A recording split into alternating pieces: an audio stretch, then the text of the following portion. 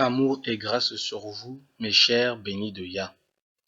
Aujourd'hui, je voudrais vous parler d'un passage dans Apocalypse, d'accord, chapitre 13, à partir du verset 6. Juste le verset 6, d'accord.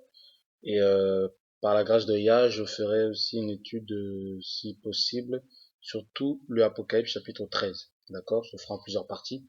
Mais là, il y a quelque chose qui m'a frappé, en fait, l'esprit de Yah m'a vraiment parlé, m'a vraiment ouvert les yeux sur quelque chose de très important, qui va encore une fois de plus prouver que les Bantous sont les véritables peuples de Yah, d'accord? Ce sont les Israélites. On va voir alors je répète le passage, c'est dans Apocalypse chapitre 13, le verset 6. Donc c'est juste le verset 6, hein. En fait, ça parle de la bête, d'accord? C'est l'apparence de la bête, d'accord? Et cette bête-là, eh ben, qu'est-ce qu'elle fait? Elle ouvrit sa bouche pour proférer des blasphèmes contre Yah, pour blasphémer son nom, son tabernacle et ceux qui habitent dans le ciel. Amen.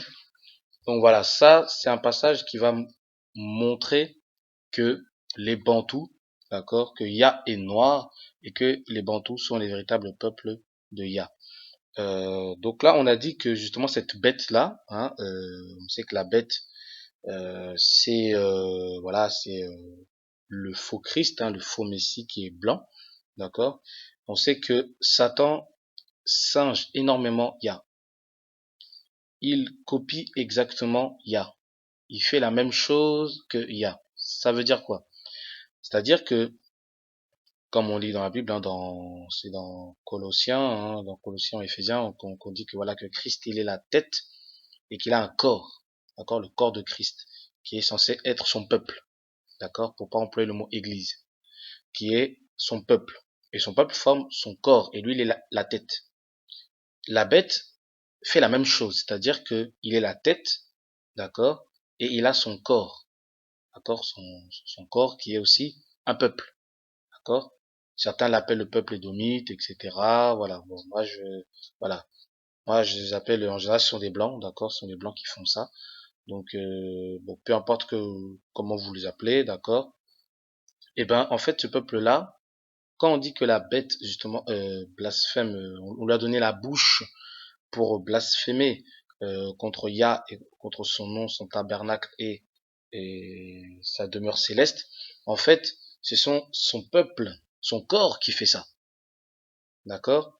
Et les grosses têtes, on va dire, de son corps, hein, on va dire les grosses têtes, c'est que les personnages, enfin les gens importants qui font ces choses-là, ce sont tous ceux qui travaillent dans le cinéma, parce que justement le cinéma, tous ceux qui travaillent dans l'image, parce qu'on dit qu'on a donné l'image à la bête. Donc voilà, et comment donner une image à quelqu'un? Le moyen qu'on a trouvé dans notre époque-là, c'est à travers les films, les photos, les posters, etc., etc. Voilà. Donc, d'ailleurs, c'est comme ça que ça a commencé par la peinture avec Léonard de Vinci pour représenter l'image de la bête, et après on l'a animé, puisque quand on lit dans Apocalypse 13, on dit qu'on a donné le moyen d'animer la bête. Et l'animer, l'animation, c'est à travers les films, justement, on voit maintenant la bête qui bouge, qui parle, etc., etc. Bref, mais moi ce que je voulais parler, hein, le plus, c'est justement que ces personnes-là, en fait, blasphèment contre Yah, contre son nom. Les deux choses-là. En fait, ce blasphème-là, je veux mettre en deux parties. Il blasphème sur l'image de Yah, hein, par Isaiah, et après on va parler de son nom. Et on va voir que ces deux choses-là, justement, vont prouver qu'une fois de plus, hein, je le répète, ça va prouver que, justement, nous sommes, nous, Bantous, les enfants de Jacob, les enfants d'Israël, les vrais Israélites. Premièrement, l'image. On sait que Isaiah, hein, il y en a qui l'appellent Isaiah Congo, on sait que c'est le Messie qui va régner, hein, qui sera le roi d'Israël, hein, comme dans la Bible il dit que il va s'asseoir sur le trône de David, hein, comme Yah a dit à David que ton trône ne sera jamais détruit, ton trône sera éternel et sera habité par justement ton rejeton. hein, le rejeton de David, de Dawidi. On sait que ça c'est Isaya, Isaya Congo. Et on sait que Isaya Congo, il est le roi. Donc il est le roi Congo. Donc il est le King Congo, si vous voulez. Et King Congo, justement, hein, c'est blanc, hein, on va dire ça comme ça. Ils ont blasphémé l'image du King, hein, du King Congo, du roi Congo, en King Kong. Et le King Kong qu'on voit là, ce gros gorille, ce gros singe là, hein, il représente Christ. Il représente Isaiah Congo. Hein, vous voyez cette image là, hein, avec justement, on voit que voilà, c'est un gorille. Hein, on sait que les gorilles vivent en Afrique centrale, au Congo, bizarrement, d'accord. Est-ce que c'est un hasard, hein, voilà. Et, euh, et on voit que voilà, dans l'image, on voit justement son adversaire qui est un reptile, hein, qui est un reptile. Et on sait que les reptiles, ils font partie de la famille justement du dragon, font partie de la famille du serpent. Donc le diable, Satan lui-même. Donc on voit ce grand combat entre le King of Congo, hein, le King Congo, Isaiah, contre Satan. Vous voyez comment ils ont imagé ça? Voilà. Comme ils ont symbolisé ça, on voit au milieu une jeune femme qui est censée représenter l'épouse, l'épouse de Christ. La femme, le peuple, en fait, on va dire le peuple pour qui justement ces deux entités combattent. Et là, ils ont mis une blanche, alors que normalement, bon, l'épouse de Christ, hein, d'Israël, est noire. Bon, voilà, ils ont mis une blanche, voilà. Là aussi, voilà, ils ont voulu faire passer un message. Mais je voulais d'abord m'attarder sur le roi des rois, seigneur des seigneurs, Isaiah Congo. Regardez comment il est mis. Il est représenté par un gorille. Et c'est pas anodin, c'est pas un hasard. Les noirs, quel est comment dire, quel est le plus grand insulte des blancs envers les noirs? C'est qu'il les traite de singes. Il y a beaucoup de blagues sur les singes qui est comparé, beaucoup de blagues sur le noir qui est comparé à un singe. Vous voyez? Les singes, hein, la gorille, tout ça, ils font partie de la famille des primates. Donc ils sont en train de dire que Isaiah Congo est un primate. Vous voyez? Est un gorille. C'est un blasphème. Ils sont en train de blasphémer contre Isaiah Congo, notre roi. Celui qui va régner d'abord parmi les Bantous et qui va régner sur la terre. Vous voyez? Donc voilà le premier blasphème. D'accord? Deuxième blasphème, c'est le nom de Yah. Regardez. Regardez l'insulte que les blancs, hein, ceux qu'on appelle les édomites, regardez leur blasphème. Bon, comment on dit, hein, Yah, bon, voilà, je vais dire le nom, bon, même si c'est pas le vrai nom, mais comment on dit Dieu en langue bantou, d'accord? Comment on dit Dieu en langue bantou? En langue bantou, c'est Nzambe, hein, Nzambi, hein, au Kikongo, Nzambe en lingala, et après parfois le nom dérive en Nyambe ou Djambe, mais voilà, c'est la même chose, d'accord? C'est la même connotation, d'accord? Qui est Nzambe. On voit le pays de la Zambie, hein, Zambie, voilà, qui est un pays à connotation divine, qui veut dire justement ben, Dieu. Yah, si vous voulez. Il y a Mozambique aussi, d'accord? Et il y a eu aussi un homme, un Brésilien, hein, qui est connu, un Bantou, qui est au Brésil, avait combattu pour la libération justement de l'homme noir au Brésil. Hein, c'est Zumbi. Voilà, Zumbi. C'est pareil, ça vient de Nzambe. Vous voyez? Et nous, c'est ça qu'on dit. Tata Nzambe, c'est le tout-puissant créateur. C'est Dieu tout-puissant. C'est Yah. Vous voyez? Et ce mot Zumbi, Zambe, hein, c'est aussi dérivé en zombie, zombie, et zombie aujourd'hui, dans le langage occidental, ça veut dire mort-vivant. C'est un être maléfique. Vous voyez comment il blasphème le nom de Nzambe.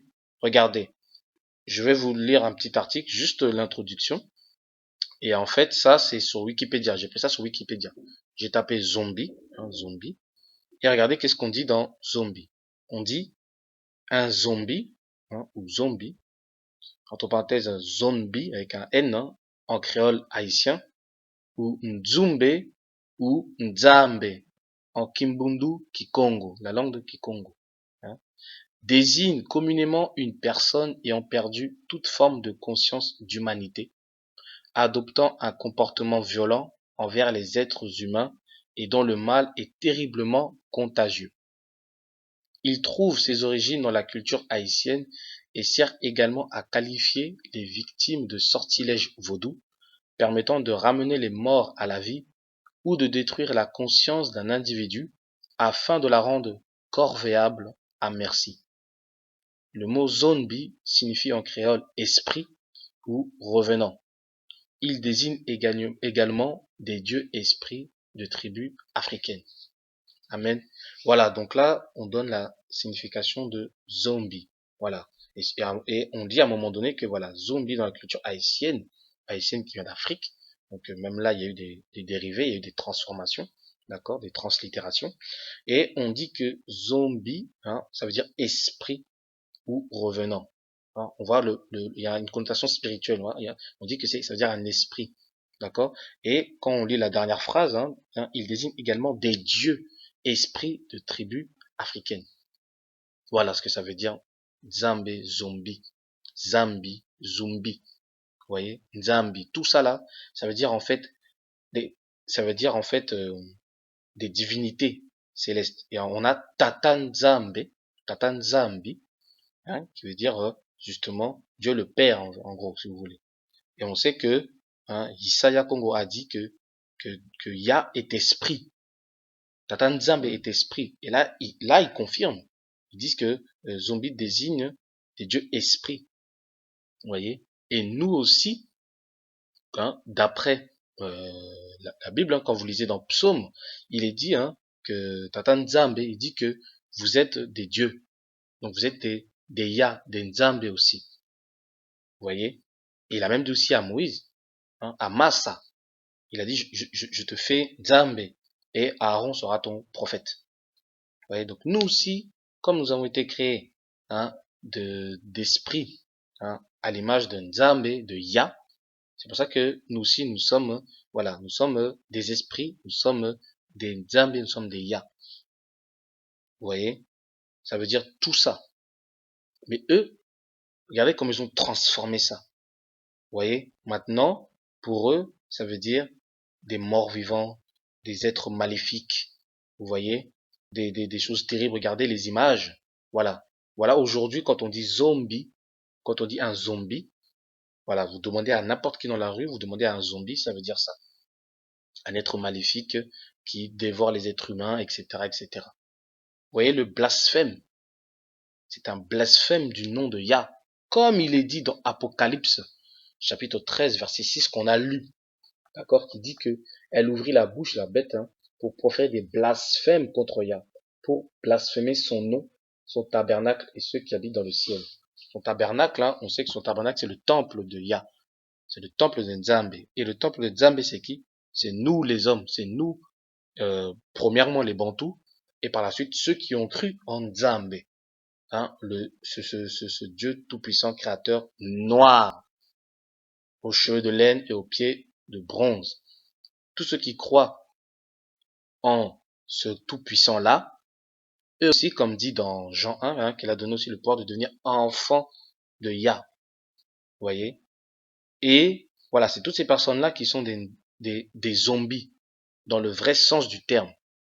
Mais eux, ils ont dit ils ont transformé les Occidentaux pour dire que les zombies, ce sont les morts vivants, des êtres maléfiques. Voilà. Voilà le blasphème. Et ils sont en train de blasphémer aussi son tabernacle, c'est-à-dire son peuple. Le temple de Nzambe, le temple de Yah, comme dit dans 1 Corinthiens. Votre corps est le temple du Saint-Esprit. Vous voyez, et le temple de Yah. Et même les anges qui sont aux cieux, même les êtres célestes, ceux qui habitent dans le ciel, donc les êtres célestes, les anges, sont des zombies. Et pareil, voilà. Ils disent que voilà, eux aussi, voilà, ce sont des êtres maléfiques. Vous voyez comment ils ont transformé ça? Alors qu'on sait très bien que nous, Congolais, Quand on prie Nzambe, on prie pas un mort-vivant, on prie pas un être maléfique, on prie le Seigneur du ciel et de la terre, celui qui a créé le ciel et de la terre, qui s'appelle Nzambe. Mais eux, ils ont transformé ça. Quel blasphème contre notre Seigneur. Quel blasphème. Mais ce blasphème-là nous sert à prouver, nous sert de preuve que nous sommes véritablement les enfants d'Israël. Nous sommes les véritables Israélites. Vous voyez? Donc c'était encore un éclaircissement et une révélation pour certains, un éclaircissement pour d'autres, pour vous montrer une fois de plus que nous sommes les véritables peuples dont parle la Bible. Cette Bible parle de nous, c'est pour nous, c'est notre histoire. Pourquoi, je vous pose la question, homme noir, pourquoi on ne connaît pas notre histoire, notre passé? Vous trouvez ça normal? Comment on ne connaît pas notre passé? On dit un petit peu, voilà, qu'il y a eu des cultures, des trucs de magie, vaudou, tout ça, mais on raconte pas l'histoire vraiment avec les grands hommes qui ont fait des choses et tout, et tout, et tout. On en connaît en Europe, on en connaît en Asie, chez les Arabes aussi on en connaît, mais chez les Noirs, on connaît pas notre passé. Vous trouvez ça normal qu'on nous cache notre histoire? Vous trouvez ça normal? C'est pas normal qu'on connaît pas notre histoire. Mais c'est normal aussi qu'on connaît pas notre histoire, parce que notre histoire est sous nos yeux, mais on l'a cachée. On a usurpé notre histoire. La Bible est l'histoire du peuple noir. La Bible est l'histoire du peuple bantou. Il y a juste les noms qui ont été changés. Ils ont imagé ça avec leur propre conception, les Européens. Ils sont venus avec notre histoire et ils ont dit voilà une histoire. En fait, ils étaient en train de parler de notre histoire. Et ils ont mis l'image d'un homme blanc. Comme ça, voilà. Nous, on a été entourloupés, on a été envoûtés, on a été trompés. Mais la preuve, elle est là. Dites-moi, dites-moi un nom, s'il vous plaît. Dites-moi un nom pour ceux les détracteurs là, qui passent leur temps à vouloir nous contredire, à vouloir nous traiter de menteurs ou de je ne sais quoi. Dites-moi un nom où la bête blasphème ce nom-là. Un nom qui identifie le tout-puissant créateur et qui est blasphémé par la bête. Donnez-moi un nom. Il y en a pas. Alors que là, zombie, c'est clair. Un zombie, mes bien-aimés. Si vous voulez parler de ces monstres-là à la télé, tout ça, n'employez plus le nom zombie. Parce que en employant le nom zombie, vous êtes en train d'insulter Nzambe. Parce que zombie, ça veut dire, c'est comme la Zambie, c'est pareil. Zombie, Zambie, Nzambe, Nzambi, Zumbi, tous ces noms-là, c'est le nom de Yah, c'est le nom de notre Seigneur. Et quand vous êtes en train de dire que ces monstres-là, à la télé, là, ces mangeurs d'hommes, ce sont des zombies, ce sont des dieux, vous êtes en train d'insulter Nzambe, vous êtes en train d'insulter Yah. Donc, un conseil, quand vous dites zombie, c'est pour parler de Tata Nzambe. Mais si vous voulez parler de ces monstres-là, dites mort-vivant, dites ces monstres, voilà, tout ce que vous voulez, mais arrêtez de dire zombie. Ça, ce sont les Occidentaux qu'on fait exprès pour qu'on blasphème le nom du Seigneur. Et quand on blasphème le nom du Seigneur, qu'est-ce qu'il est dit? La Bible dit que Yah est esprit. Il est esprit. Donc celui qui blasphème contre l'esprit, le Saint-Esprit, comme Yah, il est esprit, mais il est aussi saint. Lui-même il dit, vous serez saint car je suis saint. On sait qu'il est esprit. Donc quand on dit l'Esprit Saint, le Saint-Esprit, c'est Yah lui-même. Et Isaïe a dit quoi? Celui qui blasphème contre le Fils de l'homme, il lui sera pardonné. Mais celui qui blasphème contre le Saint-Esprit, il ne lui sera jamais pardonné. Ni dans le siècle présent, ni dans le siècle à venir. Et quand on est en train de dire zombie pour parler des morts vivants, tu es en train de blasphémer contre Yah, donc contre le Saint-Esprit. C'est dangereux pour toi. C'est dangereux pour toi. Les Blancs, les Occidentaux et tout le reste du monde ils emploient ce mot-là. Ils sont en train de blasphémer contre Dieu. Mais ça, c'est pas notre problème. Ça, c'est parce que eux, déjà, ils sont déjà condamnés. Mais toi, mon frère, ma soeur, qui est bantou, qui est le peuple, qui fait partie du peuple choisi par Nzambe. Quand toi, tu dis zombie pour les monstres, tu es en train de blasphémer Tata Nzambe. Fais attention. Isaiah, on a blasphémé son image en le représentant comme un gorille. Ok, d'accord. Y a pas de problème. Mais Tata Nzambe, zombie, tu l'attribues ça à des monstres, c'est dangereux pour toi. Que y a t'es clair, ce que j'ai dit. C'est pas des blagues. L'Occidentaux, l'Occident, ne blague pas. Le blanc, là, l'homme blanc, là, que vous voyez, là, il ne joue pas. Quand on dit qu'il cherche à, quand la Bible dit que le voleur vient pour dérober, égorger et détruire, c'est pas des blagues. Ils veulent vraiment nous détruire. Ils veulent détruire notre culture. Ils veulent détruire notre passé. Parce en détruisant notre passé, ils détruisent notre avenir. Ils détruisent notre présent, ils détruisent aussi notre avenir. Il faut connaître votre passé, il faut connaître votre histoire. Il faut commencer à chercher la vérité. Il faut commencer à fléchir les genoux et à parler au Saint-Esprit, hein, l'Esprit de Yah, qui vous révèle des vérités, la vérité. Les vérités comme là je viens de vous révéler là, pour certains, pour éclairer les autres, ce sont des choses qui vont nous emmener à la pureté. Hein, comme il est dit dans Apocalypse à la fin, ceux qui sont saints se sanctifient encore. C'est-à-dire que c'est un travail au quotidien de se sanctifier, de sanctifier nos lèvres. Là, quand on est en train de parler comme ça, on est en train de souiller notre lèvre. Hein, à notre insu, sans le savoir, certes, mais on le fait quand même. Et il faut qu'on change notre langage. Et le langage qu'on a eu sur certains mots, sur certains noms, a été fait exprès par l'Occident, hein, qu'on les appelle Édom, les Édomites.